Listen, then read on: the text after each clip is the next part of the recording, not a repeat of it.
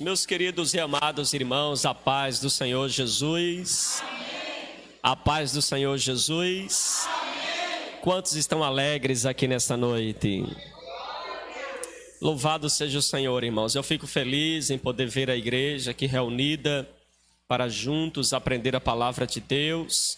Ainda está faltando alguns irmãos, não é? Mas louvamos a Deus pela vida daqueles que aqui chegaram, daqueles que aqui estão, para aprender um pouco mais da palavra de Deus. Nós sabemos também das dificuldades de alguns estar aqui presente, mas queremos assim orar por aqueles que não puderam e agradecer a Deus, porque você foi um afortunado de Deus, não é? Você foi ricamente abençoado pelo Senhor em poder estar aqui nesta noite para aprender a sua santa e maravilhosa palavra. Deus, em sua graça, nos trouxe até aqui e nós esperamos que Ele fale e continue falando aos nossos corações. Aos nossos irmãos que nos acompanham também através das redes sociais, que Deus te abençoe, que Deus te faça nesta noite ser muitíssimo abençoado através dessas palavras, que com certeza será muito esclarecedoras. Eu quero neste momento já convidar a igreja para se colocar de pé. Abra a sua Bíblia, por gentileza, no livro do profeta Malaquias, capítulo de número 3, e leiamos a partir do versículo de número 6. Louvado seja o nome do Senhor dos Exércitos.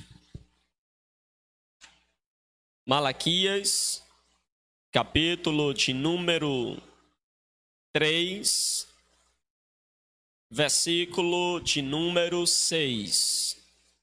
Os irmãos que acharam o texto da palavra de Deus confirmam dizendo amém. Se você tiver dificuldade de achar o livro Malaquias, encontra o livro de Mateus e volta aí possivelmente 2 páginas a partir do início do livro de Mateus e você encontrará o livro do profeta Malaquias. É um livro pouco pregado, pouco ensinado, e geralmente quando a gente escuta uma mensagem em Malaquias é exatamente nesse capítulo que a gente vai falar nesta noite, mas nós queremos assim trazer uma mensagem muito esclarecedora nesta noite. Você crê que Deus ele tem uma palavra para você nesta noite? Glória a Deus. Os irmãos que acharam, diga amém. Diz assim a palavra de Deus, Malaquias, capítulo 3, verso 6. Porque eu, o Senhor, não mudo, por isso vós, ó filhos de Jacó, não sois consumidos. Desde os dias dos vossos pais, vos desviaste dos meus estatutos, e não guardastes. Tornai-vos para mim, e eu tornarei para vós outros, diz o Senhor dos Exércitos. Mas vós dizeis, em que havemos de tornar? Roubará o homem a Deus? Todavia vós me roubais, e dizeis, em que te roubamos? Nos dízimos e nas ofertas. Com maldição sois amaldiçoados, porque a mim me roubais, vós a nação toda. Trazei todos os dízimos à casa do tesouro, para que haja mantimento na minha casa, e provai-me nisto, diz o Senhor dos Exércitos, se eu não vos abrir as janelas dos céus, e não derramar sobre vós bênção sem medida. Por vossa causa repreenderei o devorador, para que não vos consuma o fruto da terra. A vossa vide no campo não será estéril, diz o Senhor dos Exércitos.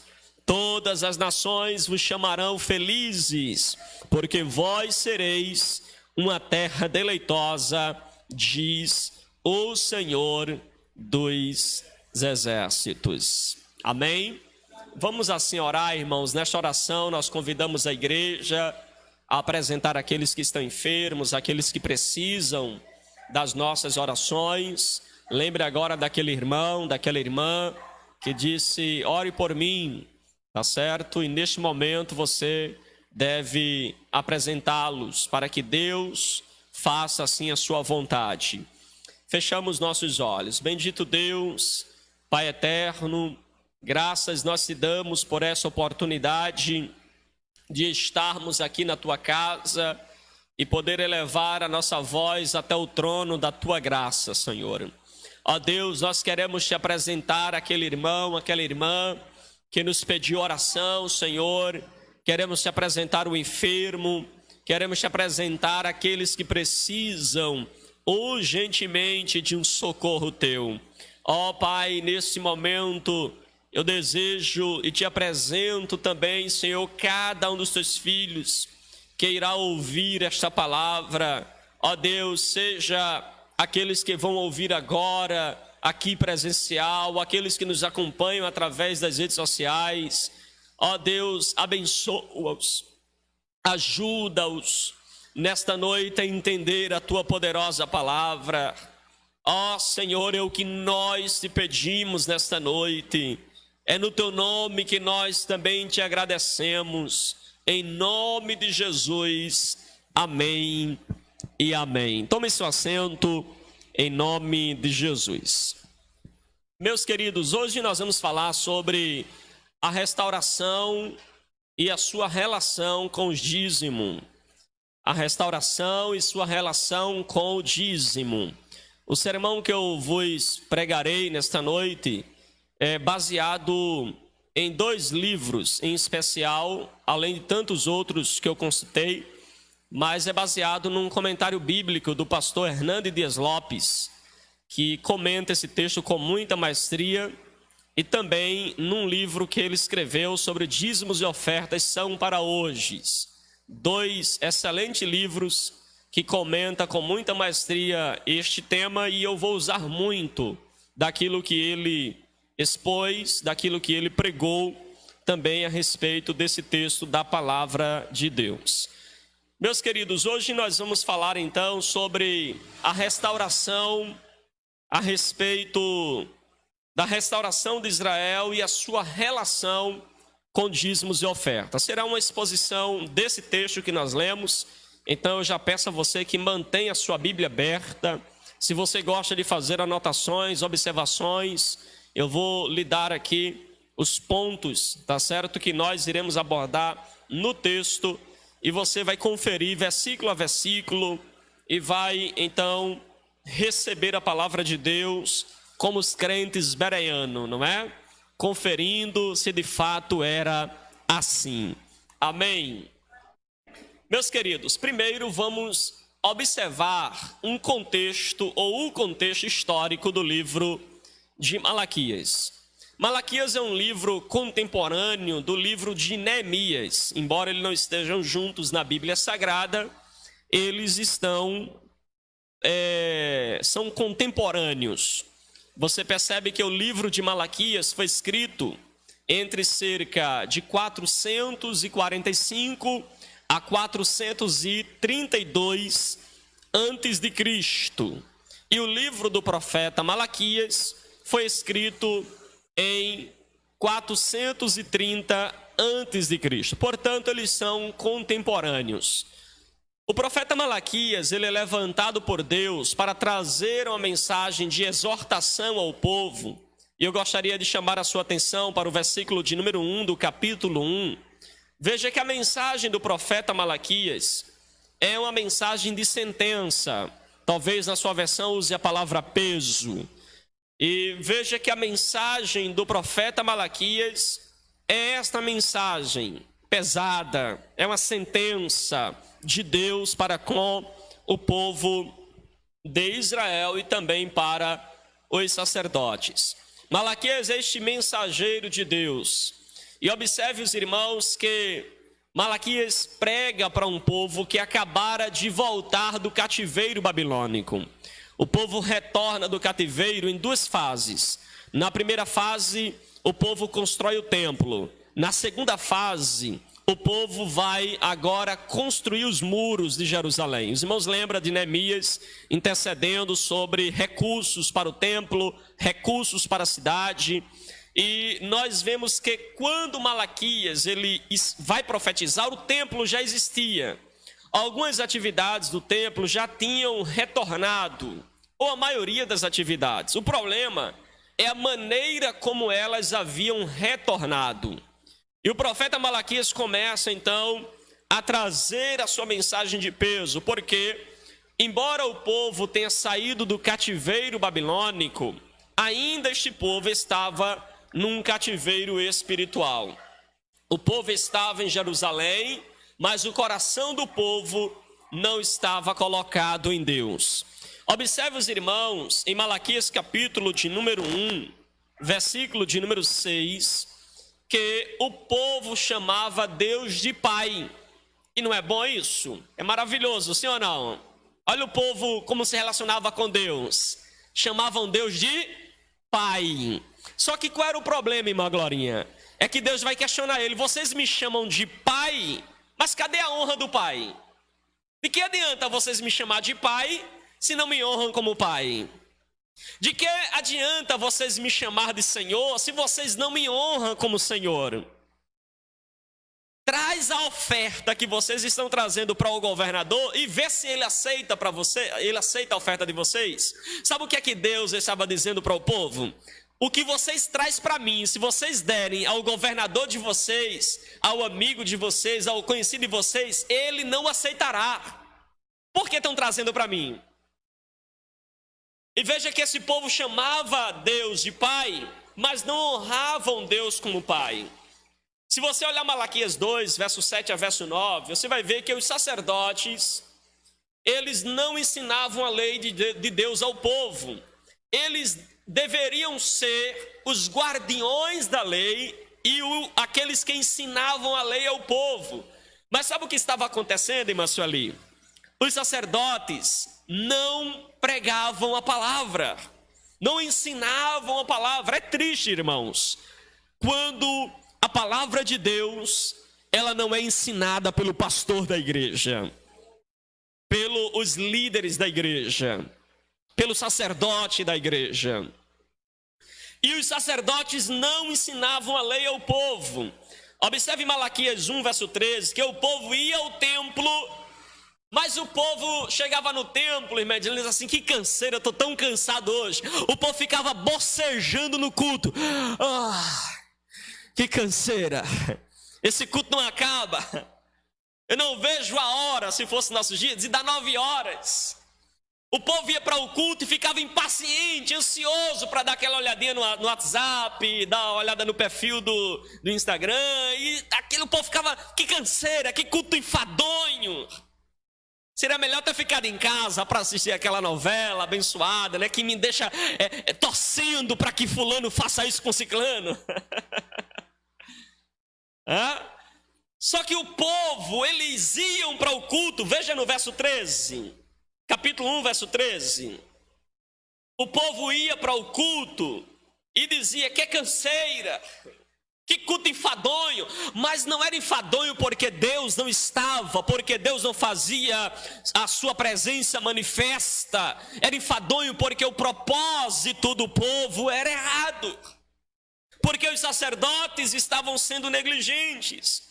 Se você olhar Malaquias capítulo 1, verso 8 e verso de número 9, você vai ver que as ofertas que o povo trazia para o templo eram ofertas desprezíveis.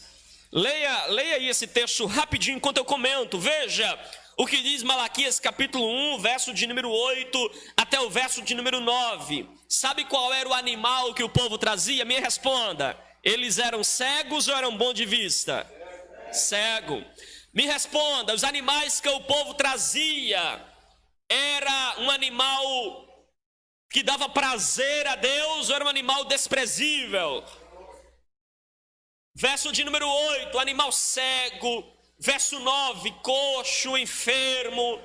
E Deus está questionando: olha a oferta que vocês trazem para mim. Eu não sei se você lembra, mas lá em Levítico, Deus vai estabelecer como deveria ser a oferta do povo. E Deus vai dizer que a oferta deve ser as primícias, ou seja, o melhor. Mas o povo estava trazendo para o altar animais coxos. Pastor, o pecado era só do povo? Não, porque se o povo trazia o animal coxo e o sacerdote e a tribo de Levi, que deveria fazer a perícia para ver se estava à altura do sacrifício de Deus, aceitavam, havia um pecado lá e havia o pecado cá.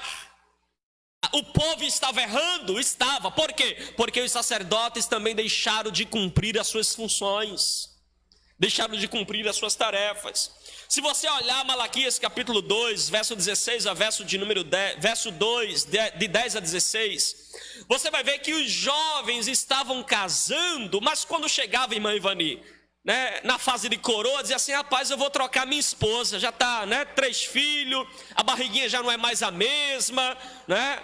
Já não tem tanto dinheiro para dar tanta escova no cabelo da bichinha, né? Não dá para pagar para ir para o salão. Aí começou a olhar e desprezar a esposa, porque quem quer esposa bonita tem que investir na esposa, não é assim, irmãs? Não é assim?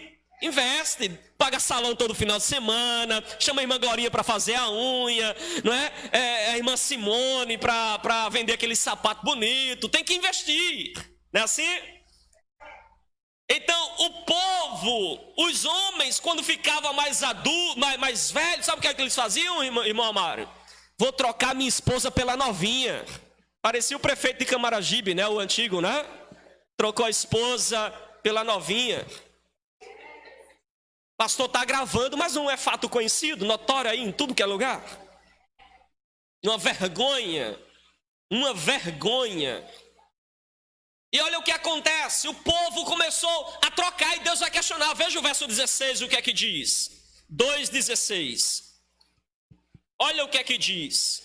2, verso de número 16. Porque o Senhor, Deus de Israel, diz que odeia o repúdio e também aquele que cobre de violência as suas vestes, diz o Senhor dos exércitos. Observem que Deus, ele vai recriminar o povo. Veja o verso de número 14. Olha o que diz o verso de número 14. E perguntais: por quê? Porque o Senhor foi testemunha da aliança entre ti e a mulher da tua mocidade, com que foste desleal, sendo ela tua companheira e mulher da tua aliança. Veja, o povo estava quebrando a aliança. O povo estava descasando e descasando o tempo todo. Estava brincando com coisa séria. O povo estava, irmãos, vivendo esse baixo nível espiritual, onde por qualquer motivo se separa, por qualquer motivo levava oferta de qualquer jeito, olhava, ela tinha oferta boa para trazer, mas levava a pior oferta.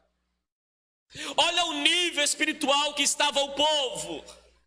E é exatamente nesse contexto, onde o povo está trazendo um mau sacrifício, onde o povo achava o culto uma canseira, onde o povo estava sendo infiel com a mulher da sua mocidade, onde o povo estava trazendo animais coxos, aleijados, deficientes para o altar. É nesse contexto que Deus levanta a voz profética de Jeremias, de Malaquias, para dizer que o povo precisa retornar, que o povo precisa de restauração, que o povo precisa de renovação espiritual. Aleluia. E Malaquias começa a sua profecia no capítulo 3, verso 6, mostrando para a gente, irmãos, que a restauração, ela começa fundamentada no caráter imutável de Deus. Pastor, por que eu devo retornar? Porque Deus, ele é imutável.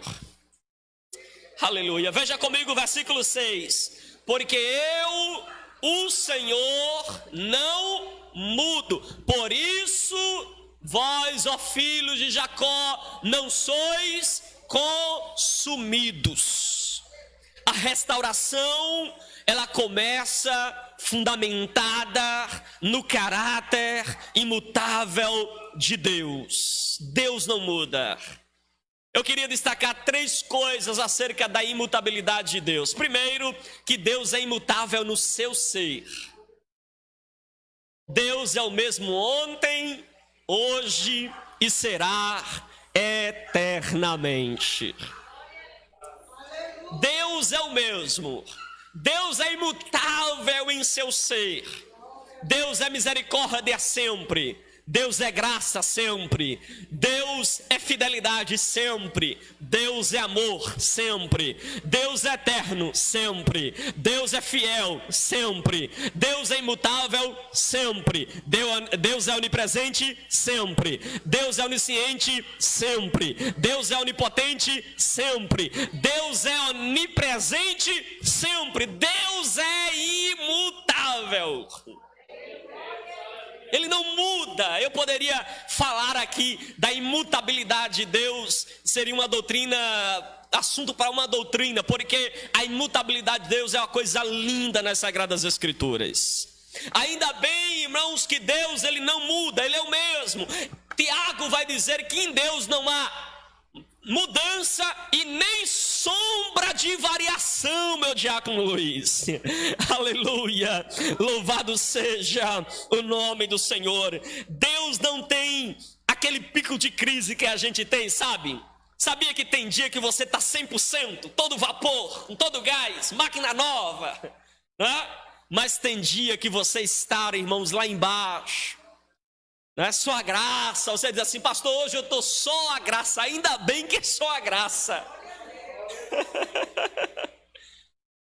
Mas Deus não tem esse pico, irmã, de uma hora está lá embaixo, caído, depressivo, triste. Não, Deus, ele não tem essa oscilação, porque Deus em seu ser, ele é imutável. Interessante, irmãos, é que seu amor por nós também não passa por alta e por baixa. Pastor, o que significa? Que não há nada que você possa fazer para Deus lhe amar mais. Não há nada que você possa fazer para Deus lhe amar mais. Como também não há nada que você deixe de fazer para Deus te amar menos. Porque Ele é imutável. O amor dele é sem tamanho ao meu e ao teu respeito. Você deveria ter dado um glória a Deus mais alto. Aleluia.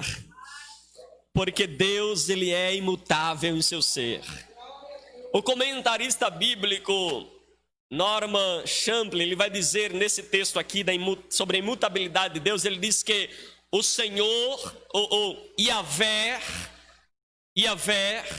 não pode ser provocado ao limite, de tal forma que ele seja menos misericordioso.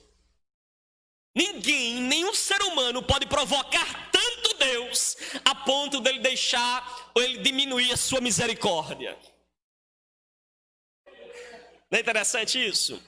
Lamentações, capítulo 3, verso 22, se não me falha a memória. O texto sagrado diz que as misericórdias de Deus são as causas de nós não sermos consumidos. E no final do texto, irmã Simone, Deus diz assim: e as misericórdias de Deus não têm fim. Aleluia. Aleluia, ainda bem que a misericórdia de Deus não acaba. Às vezes a gente perde a paciência.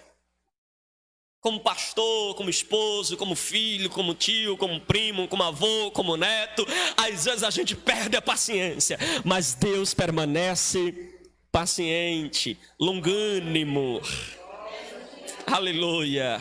Até quando Deus ele age com justiça, com ira, não é porque a misericórdia dele não foi diminuída, não é. Até porque a Bíblia diz que a justiça de Deus e a misericórdia se beijam, elas namoram uma outra. Os Salmos diz que a misericórdia e a justiça de Deus se beijam. Aleluia.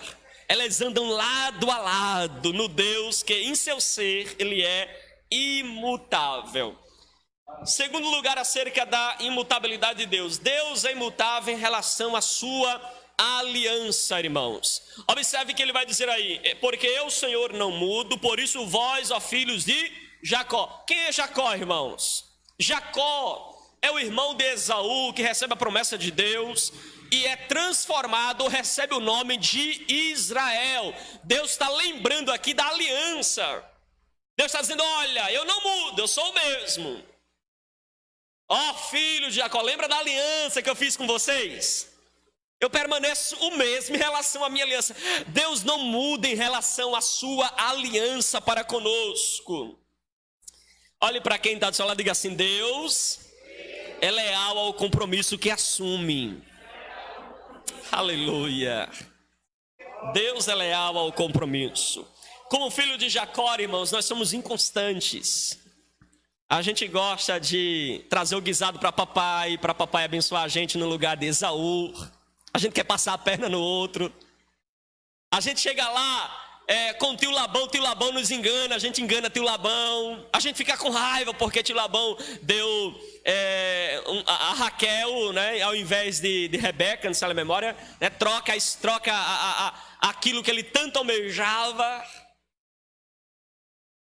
A gente compra com presentes. Quando Jacó estava voltando, olha, depois de 20 e poucos anos depois, ele estava voltando. Quando ele pensou: eu vou encontrar com meu irmão sem dar nenhum presente para ele. Você acha que ele estava só querendo presentear o irmão? Ele estava querendo comprar, barganhar com o irmão. Ele permanece o mesmo, inconstante. Porque você pode estar convertido aqui, mas 20 anos depois você ainda está com essa natureza caída em você, que te puxa todas as vezes para o pecado, para o mal. Às vezes a gente fica escandalizado: mas rapaz, aquele irmão tão antigo fez isso, eu não acredito. É porque você está esquecendo que ele ainda não foi glorificado, ele está nessa natureza. Nós somos inconstantes, mas sabe o que é interessante na palavra de Deus? É que embora nós sejamos inconstantes, Deus permanece com a sua aliança estabelecida. Ele permanece fiel ao compromisso que ele estabeleceu com você. Quem fez aliança com Deus aqui? Aleluia, Deus é fiel nesta aliança. Oh, aleluia. Pastor, é isso que o senhor está dizendo mesmo? Sim, lembra de 2 Timóteo 2,13: ainda que nós sejamos infiéis para com Deus, Deus fica infiel para conosco. É assim? Não, ele permanece fiel para conosco. Agora, faça uma retrospectiva e veja quantas vezes a gente foi infiel para com Deus. Agora olhe para Deus e veja como ele permanece fiel para conosco. Aleluia. Terceiro lugar, a imutabilidade de Deus, irmãos, é a nossa segurança. É tão bom saber que Deus não muda, sabe? Porque se Deus mudasse a toda hora, a todo instante, ele poderia firmar uma aliança com a irmã Nilda aqui, e daqui a um ano já não ter mais compromisso com aquela aliança. Mas saber que Deus não muda nos faz entrar em um relacionamento com Deus que tudo que ele fala, podemos ter certeza que ele vai cumprir. Aleluia.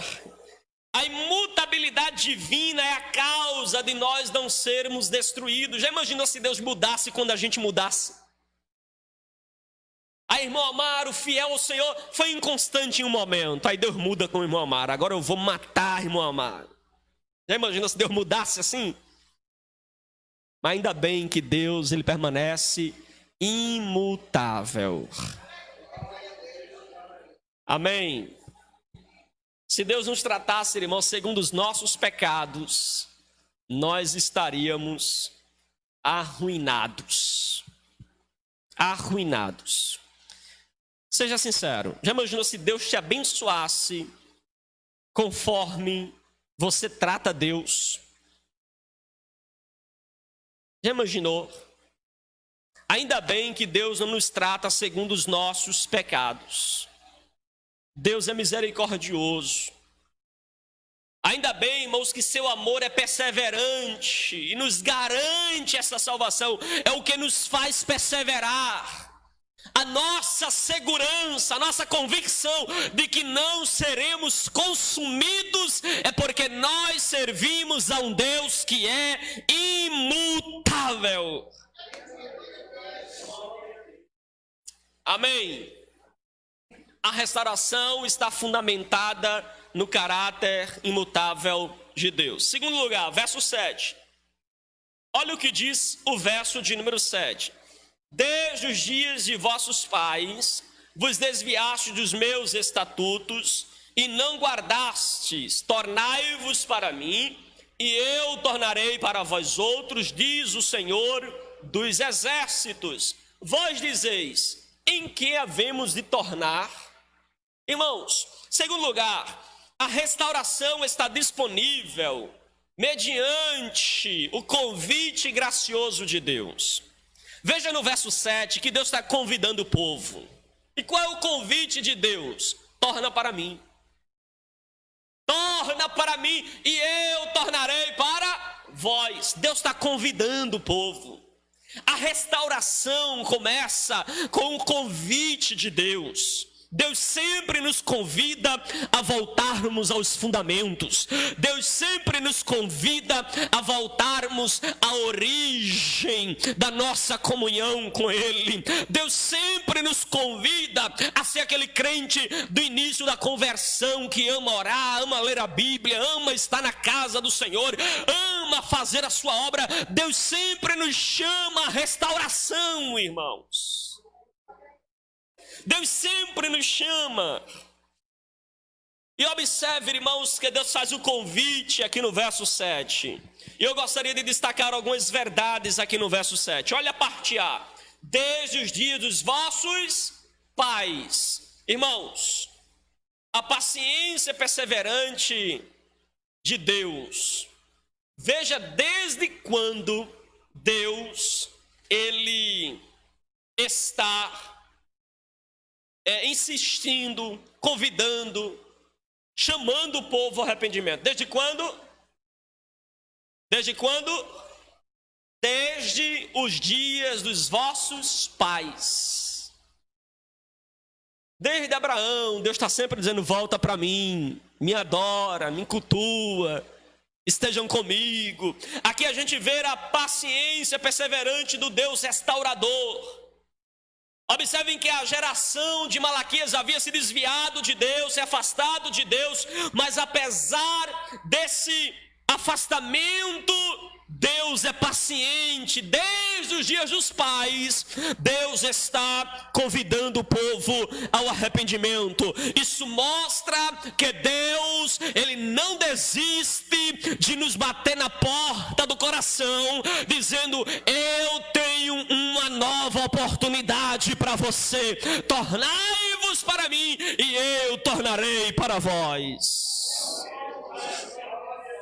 Aleluia. Deus chama a restauração, irmãos, apesar de tantas vezes o povo ter murmurado, ter se apostatado, ter praticado a idolatria, o povo ter se afastado de Deus, o povo ter pecado contra Deus, mas Deus é sempre o Deus que chama o povo ao arrependimento, porque Deus é um Deus paciente. Segundo lugar, veja ainda no verso de número 7. Tornai-vos para mim, é o que Deus faz, é o convite de Deus, tornai-vos para mim. Aqui a gente vê o anseio do Deus restaurador. Deus anseia ver o seu povo voltando. A palavra tornar aí é a palavra que significa arrependeu-se. É a mesma ideia de arrependimento, é de alguém que está indo na rota errada, e Deus está dizendo, muda a rota, acerta o caminho, acerta o alvo. Deus está dizendo, se arrependam, voltem, acertem desta vez. Deus está dizendo, dizendo para o povo que quer um relacionamento: tornai-vos para mim. É a ideia de comunhão com Deus, é a ideia de um relacionamento com Deus vivo. Tornar significa arrepender-se, tornar significa mudar de rumo, significa mudar a direção. Deus está convidando o povo, é o anseio de Deus que o povo retorne. Terceiro lugar, olha o que Deus diz: e eu me tornarei para vós, diz o Senhor dos Exércitos. O que é que nós percebemos aqui? A dinâmica do Deus restaurador. Olha o que Deus diz: a sua volta é dinâmica, porque quando vocês voltarem, eu também volto para vocês. Aleluia. Sabe o que é que Deus está dizendo? Se vocês voltar, eu estou de braços abertos para receber vocês.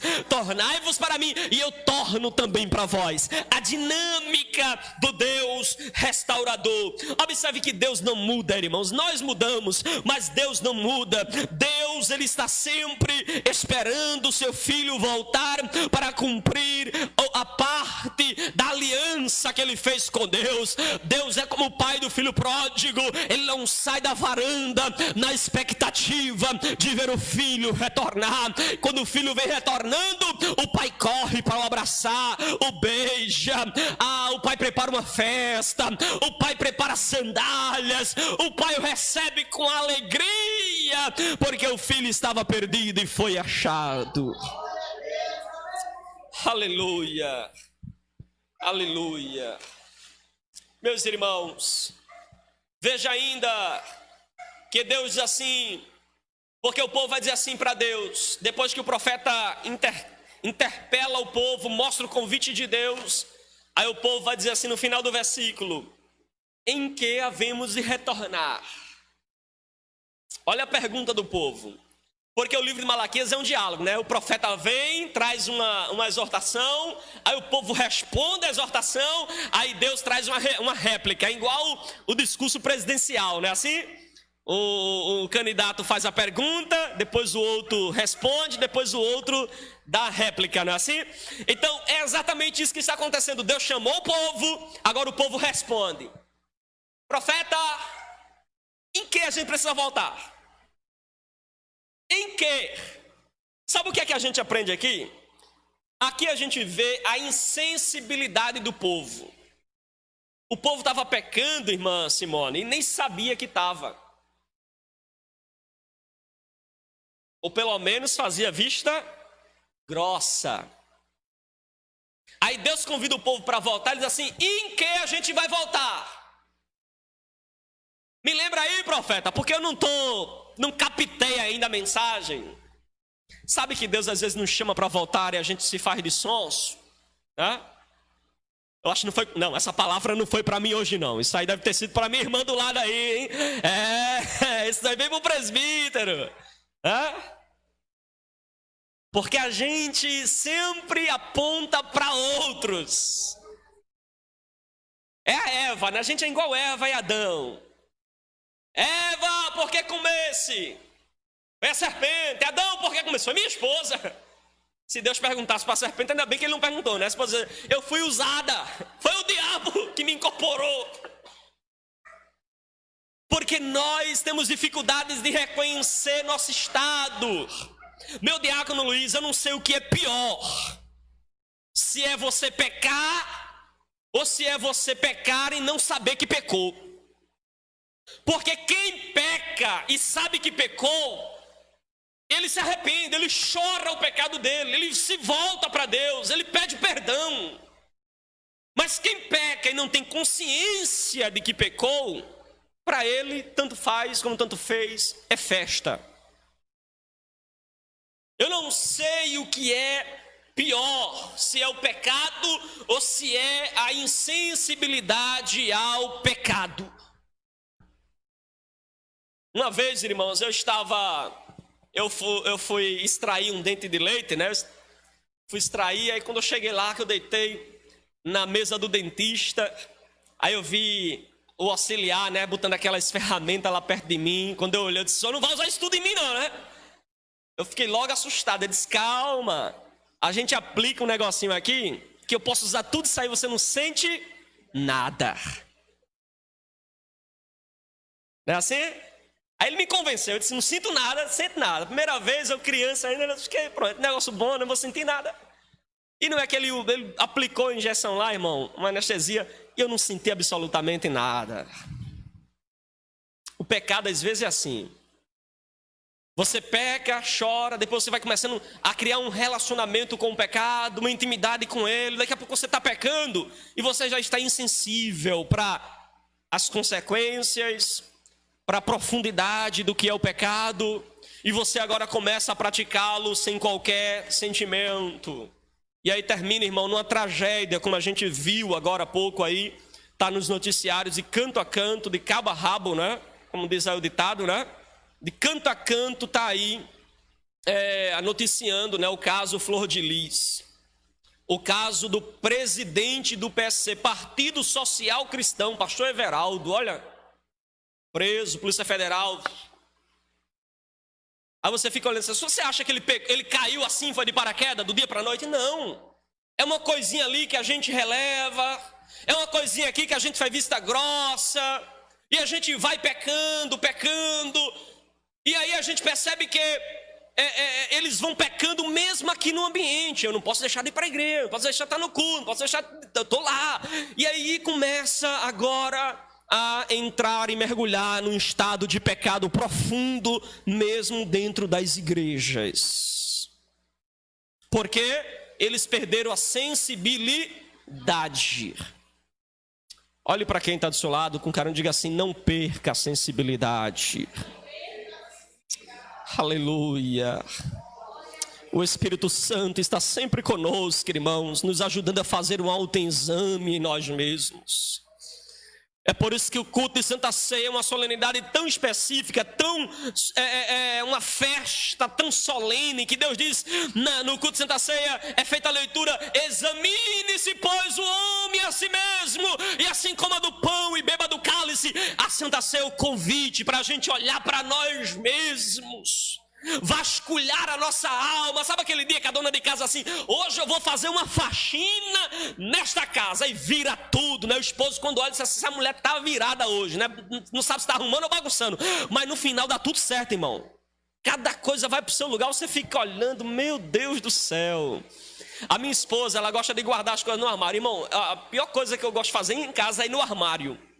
Quando eu abro, cai tudo. Meu Deus do céu. Mas ela sabe colocar tanta coisa. Se eu colocar as coisas que tá lá no armário, se ela tirar tudo e eu colocar, sobra metade. Mas ela arruma, cabe tudinho. Por quê? É isso que nós precisamos fazer essa faxina geral, arrumação geral em nossas vidas, é retornar para Deus, e Ele se tornará para nós. Mas nós precisamos ter cuidado para não entrarmos nesse processo de cauterização, de anestesiamento da consciência, que são estados avançados, irmãos, de uma decadência espiritual. Quando você acha normal, irmãos, ver vídeos onde há cenas pornográficas e você não sente mais nada, isso é sinal de uma decadência espiritual. Se você começa a falar palavras obscenas em particulares, se você começa a chamar palavrões em particulares e já não sente mais culpa, já não sente mais desejo de mudar isso, talvez seja sinal de uma forte decadência espiritual. Se você fala do irmão no nome de Jesus, porque hoje tem pessoas que falam do irmão em nome de Jesus. Eu estou falando, meu primo, em nome de Jesus. Tem irmão que dá calote no outro em nome de Cristo. Perdeu a sensibilidade. Ele rouba a gente, né? Sem a gente mesmo. Irmãos, quando eu mudei para cá, para o ministério aqui, eu fiquei com mais de R$1.000 de livros vendidos. Agora adivinha para quem eu vendia livros evangélicos? Diga para quem? Para a igreja, irmãos. Eu vendia para membros, eu tinha listinha lá, o nome, eu mandava mensagem, o irmão sumia. Um dia desse eu cheguei lá na igreja de Camaragibe, aí eu encontrei um deles fazendo trabalho lá na porta. educadamente para não fazer vergonha, mas fui curto e grosso. Meu irmão, o senhor já tem o valor para me pagar?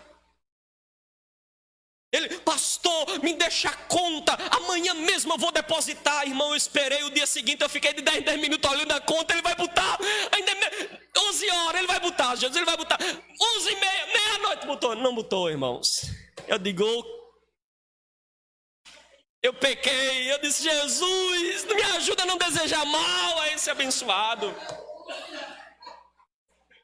Sabe aquele dia que você está na prova, irmão, esperando aquele livro, aquele retorno daquele livro chegar, e o irmão abençoado não chega. Mas é crente. Um dia desse eu abri o Face e de repente eu vi o perfil de um irmão.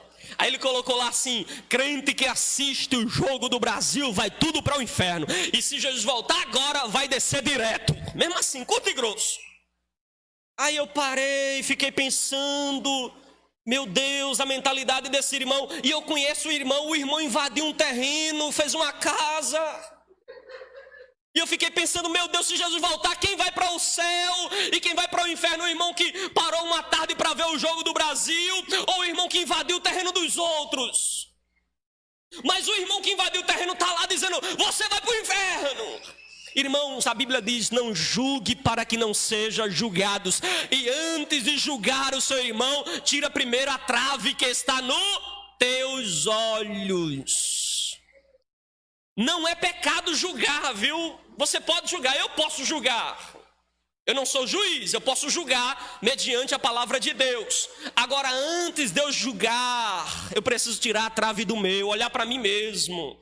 Porque, irmãos, a gente vê pessoas condenando o pecado nos outros que eles praticam em secreto.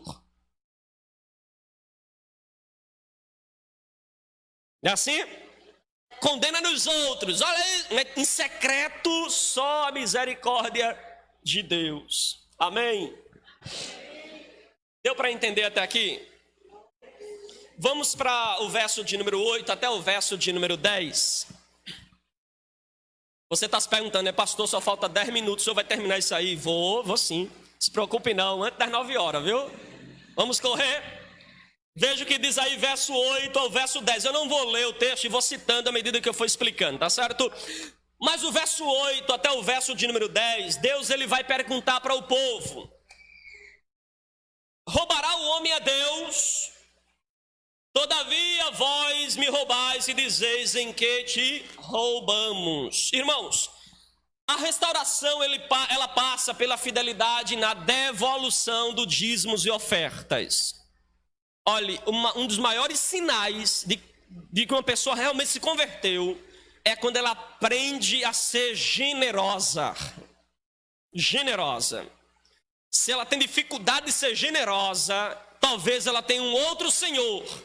E Jesus disse, aquele que ama o dinheiro, ele pode estar servindo a Mamon. Ele vai dizer assim, não podeis servir a dois senhores, ou a Deus servireis, ou a Mamon. Então, aquilo que a gente tem no bolso, pode ser dinheiro e pode ser Mamon. Pode ser um Deus. Isso depende da nossa relação para com Ele. E quer ver uma das fortes evidências de uma verdadeira conversão? É você ser generoso. Dizem que a última parte no homem é se converter ao bolso. Quando o bolso se converte, ele está de fato convertido. Porque enquanto o bolso não se converter, ele está ainda, né? A avareza, a dureza do coração, inclinada para os bens materiais. Então, irmãos, o dízimo, ele é um princípio estabelecido pelo próprio Deus. E você talvez já esteja cansado de ouvir alguém pregando esse texto, dizendo assim, pastor, uns exageram, não é? Pega aqui esse texto e usa a teologia da prosperidade, diz que se você der não tem devorador, se você não der o devorador vai consumir tudo, e aí diz que você tem que dar, e outro chama mais a fonte, diz assim, você, para ter mais bênção ainda tem que dar tridízimo, não é mais o dízimo, e aí começa a inventar coisa. Eu nem quero exagerar e nem quero minimizar, mas observe que o dízimo, ele é um princípio estabelecido por Deus. Observe que o dízimo, para aqueles que dizem, pastor, o dízimo, ele é da lei, e a lei foi abolida. A gente precisa entender que existe a lei moral, civil e cerimonial. A lei civil e a lei moral, a lei civil e cerimonial, de fato, não se aplica na sua integralidade na atualidade. Mas nós precisamos olhar que, primeiro, o dízimo não faz parte da lei cerimonial nem da lei civil. Terceiro, ou segundo, o dízimo, ele é anterior à lei. Abraão deu dízimo, Isaac deu dízimo. Agora eu pergunto, antes da lei ou depois da lei? 430 anos antes da lei, eles já estavam devolvendo. Agora tem um detalhe, antes da lei, o dízimo não era regulamentado. Não havia templo, não havia igreja, não havia tabernáculo, não havia regulamentação. Na lei, o dízimo vai ser regulamentado. 10%. Vai dizer também para que o dízimo vai servir: sustento de órfãos, de viúvas, de estrangeiro, da tribo de Levi, a manutenção do tabernáculo. Então o dízimo vai ser regulamentado. Depois da lei, em Cristo, você vê que Cristo não condena a prática do dízimo. Lá em Mateus 23, verso 23, ele vai repreender os escribas e fariseus que estavam dando dízimo até do coentro e da hortelã, do edre e do cominho, irmãos. Irmãos, será que o camarada era fiel? O camarada plantar, irmã Glorinha, 10 pés de coentro num quintal e separar um para o Senhor, o camarada é fiel, viu? É ou não é? Aí Jesus falou para ele assim: ei, rapaz, hipócritas, fariseus, vocês estão dando o dízimo do edre e do cominho e estão desprezando as coisas principais da lei. O que é principal, Jesus? A misericórdia, a fé e o amor. A misericórdia, a fé e a justiça, melhor dizendo. Vocês estão desprezando. Aí Jesus conclui dizendo assim: façais estas coisas. Ou seja, sejais competentes na fé, na misericórdia e na justiça, mas não esqueça aquelas. Qual é aquelas? O dízimo do edro, do cominho, do coentro. Sejam dizimistas. Jesus diz isso: façais estas, mas não esqueça daquelas. Você vê Jesus dizendo que o trabalhador é digno do seu salário. Ele está falando isso no contexto de envio dos apóstolos. Como é que os apóstolos iam ser sustentados se não com dízimos e ofertas? Com as contribuições. Paulo também vai falar em Coríntios que o trabalhador é digno do seu salário e aquele que prega o evangelho, que vivam do evangelho. Paulo está dizendo que aquele que prega o evangelho deve viver do evangelho. Eu pergunto, como é que esses que vivem do evangelho vão viver se não for com dízimos e ofertas?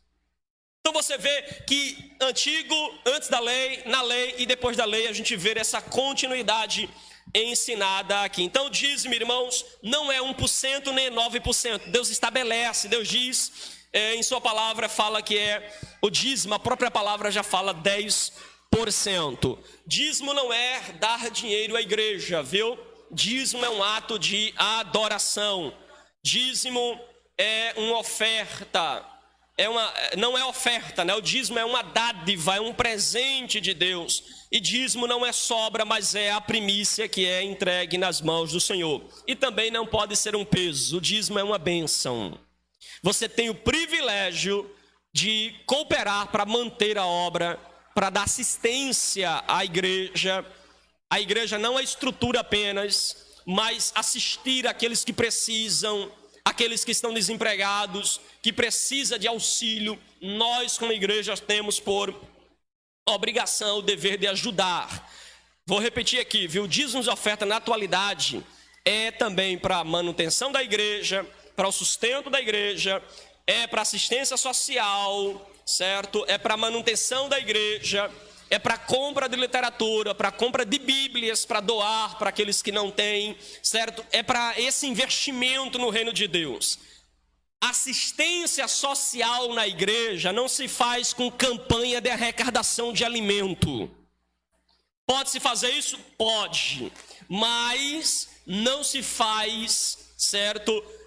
assistência social na igreja com arrecadação de alimento, campanha de alimento na ceia para ajudar o irmão necessitado. A Bíblia fala que assistência aos irmãos é com oferta e com os dízimos. A ideia de a igreja trazer alimentos fora, né, da prática do dízimo e da oferta é a ideia de alguns espertalhões que pensam o seguinte: a irmã Sueli já é dizimista, fiel, mas aí o que é que eu posso tirar mais dela? Não é? Vou fazer a campanha do alimento. A irmã Sueli agora todo mês doa uma cesta básica. Ela é dizimista, ofertante e doa uma cesta básica. Mas quem é ganancioso, sempre quer o quê? Mais. Ele fica pensando: poxa vida, a igreja já é dizimista, ofertante e doa cesta básica. O que é que eu posso fazer mais? Vou botar um carnezinho ali na porta. Leve um carnezinho para você e você será abençoado. Leve um carnezinho para você e você vai ficar rico, próspero. Aí o irmão, a igreja adota o carnezinho. Adota. Aí ele pensa: e agora, o que é que eu vou fazer para arrancar mais um pouquinho? Leve não só para você, leve para o filho, para o neto, para o cachorro, para o vizinho, leve para todo mundo. Isso aí, irmãos, isso aí é palhaçada. Isso aí é atitude de pastores e obreiros desviados, não merecem nem ser chamados de pastores. Eu não estou dizendo que fazer essas coisas sejam erradas, mas essas coisas só podem ser feitas quando claramente a igreja perceber que os recursos da igreja não dá para fazer isso. Irmão, está aqui, ó, o orçamento da gente, só deu para pagar o aluguel, não dá para assistir o irmão que está precisando. Os irmãos podem doar o alimento? É justo. Os irmãos me compreendem? Agora, a gente fazer tendo recurso, há maldade aí, há segundas intenções aí. Os irmãos me compreendem? Diga amém. Meus irmãos, o dízimo é santo ao Senhor. Levítico 27, verso 32, diz que o dízimo é santo. O rei Belsazar tentou levar as coisas santas para uma festa de orgia que ele fez, Deus o puniu.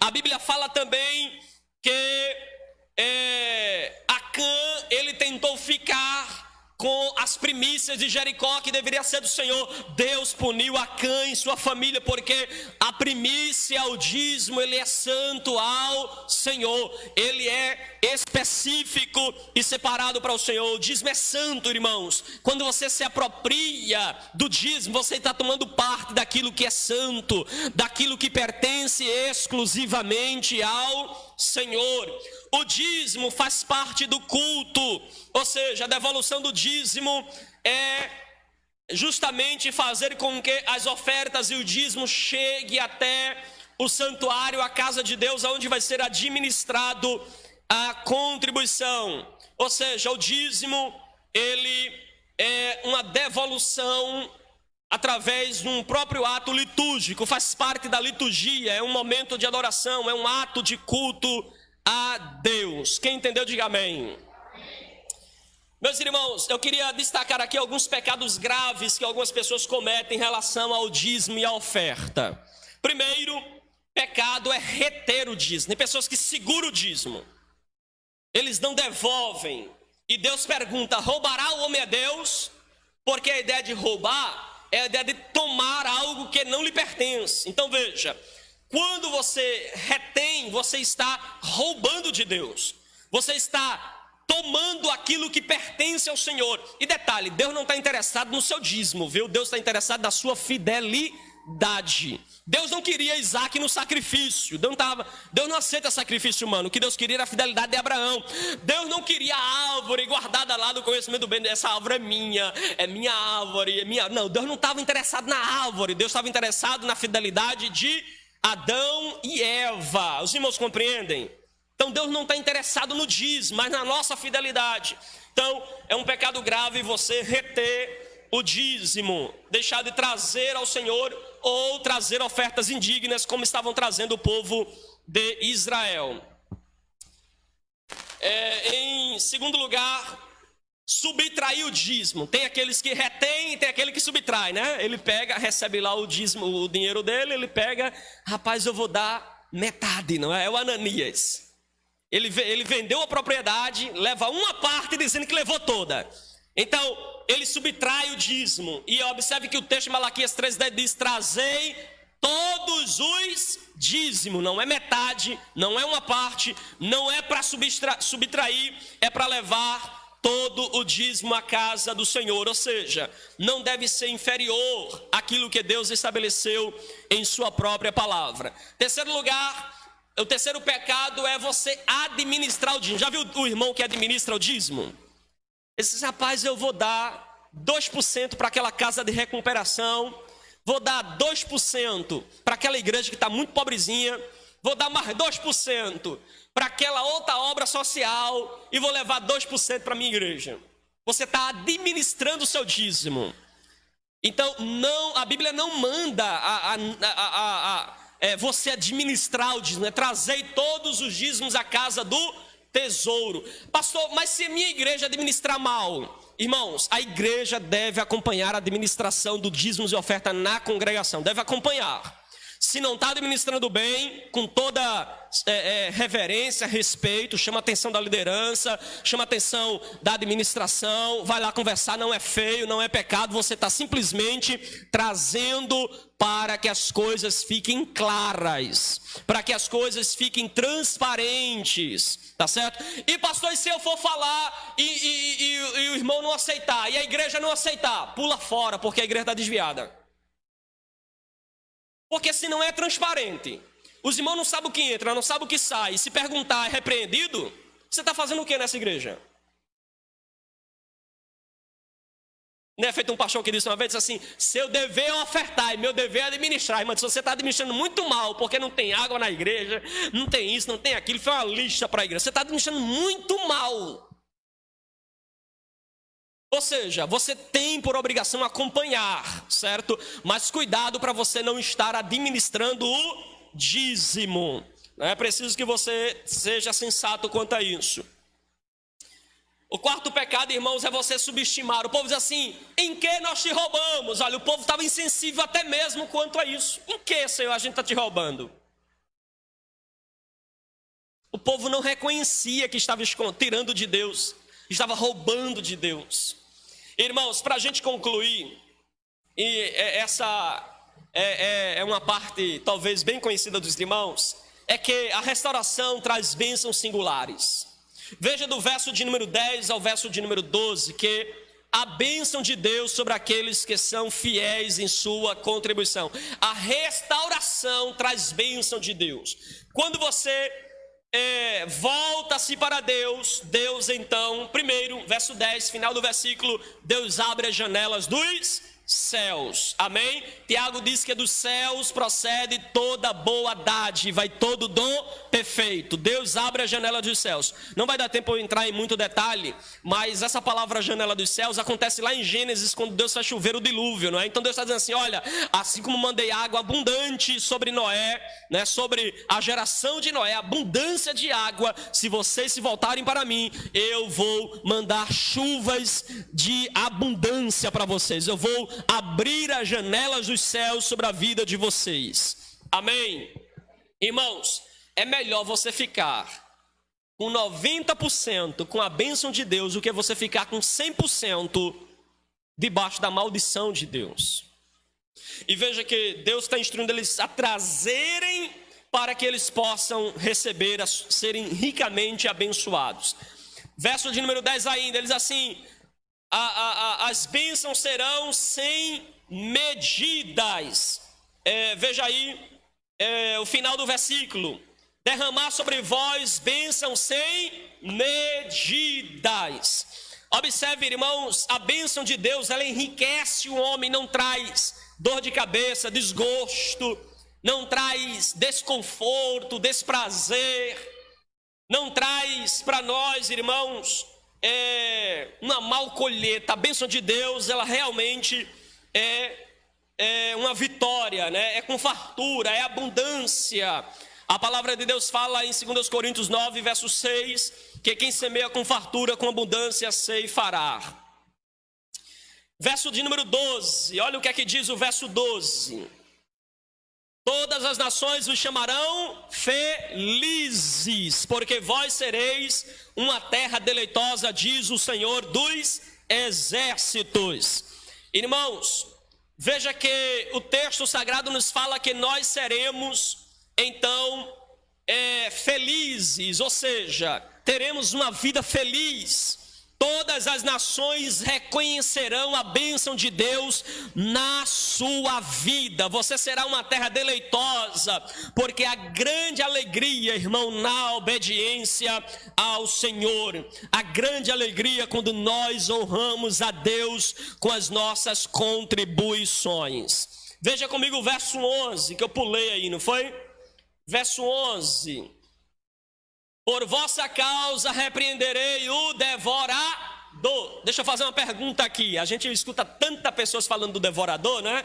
Cuidado com o devorador, irmão, né? Mas o que é o devorador, irmãos? O que é o devorador? É uma pergunta. Os irmãos puderem me ajudar aqui, bem rápido para a gente encerrar. O que é o devorador? Hã? O diabo comendo tudo o que você tem. Quem mais?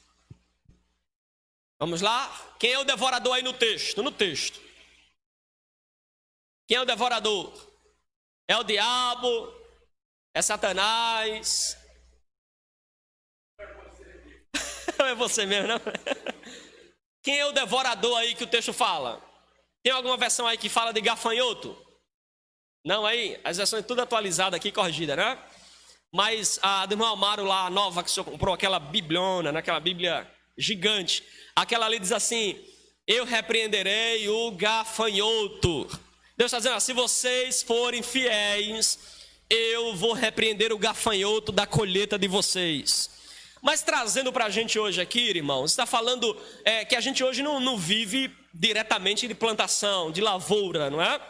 Mas aqui fala de que Deus permitirá que você veja, que você colha o fruto do seu trabalho. É triste, irmão, quando você vai trabalhar, né? Você vai trabalhar e você chega dia 1, olha, dia de receber o tintim, aí você recebe, feliz da vida, enfrentou aquela fila de 100 pessoas com o sorriso colgate, é hoje, Jesus, que eu pego nas onças, no leão, aí você vai lá, recebe, não é? Mas aí quando você vai para casa, você sai pagando na barraca A, na barraca C, na barraca A, aí você chega na última, ainda não deu para pagar não, irmão, me perdoa. É triste, não é, irmãos? É ou não é? Você sai pagando a todo mundo e no final não conseguiu pagar a última barraquinha lá, porque você não vê o fruto do seu trabalho. Isso tem vários fatores, né? Não estou dizendo aqui que é a infidelidade do dízimo e oferta em si, tem vários fatores. Tem irmão que não pode ver um cartão, não é assim? Ele é consumista. Ele é o próprio devorador do dinheiro dele. Porque tem irmão que deve a Deus e o mundo devora tudo, irmãos, tudo, ele devora tudo. Não fica absolutamente nada. Devora tudo. E quando ele termina de devorar, o diabo já vai para o canto, dizendo, eu vou levar a culpa, eu tenho certeza.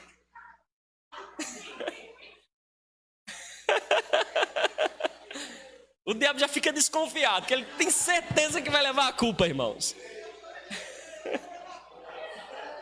Fique de pé, irmãos, em nome de Jesus.